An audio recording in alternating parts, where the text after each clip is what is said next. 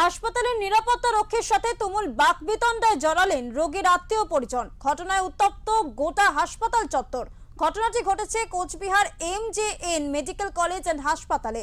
জানা গিয়েছে বুধবার দুপুরে হাসপাতালের নিরাপত্তা রক্ষীর সাথে বাকবিতণ্ডায় জড়ান রোগীর আত্মীয় পরিজনেরা। তাদের অভিযোগ, তারা হাসপাতালের ভিতরে ঢোকার নির্দিষ্ট সময় অনুযায়ী রোগীর জন্য খাবার নিয়ে গিয়েছিলেন, তবে হাসপাতালে থাকা নিরাপত্তা রক্ষী তাদের আটকে দেয়। এরপরে শুরু হয় দুই পক্ষের মধ্যে বচসা। পরবর্তীতে ঘটনাস্থলে ছুটে আসে কোচবিহার কোতোয়ালি থানার পুলিশ। তারপর বিষয়টিকে নিয়ন্ত্রণে আনেন পুলিশ আধিকারিকরা।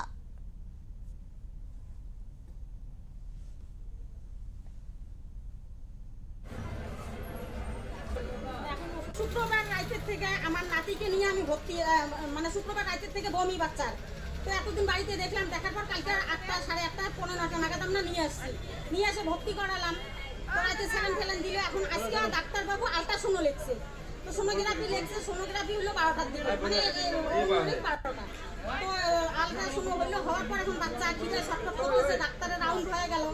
এখন সিস্টার দিদিদের জিজ্ঞাসা করলাম, দিদিরা বললো একটু ভাত খাওয়াই না, বাচ্চাটাকে খাওয়াও।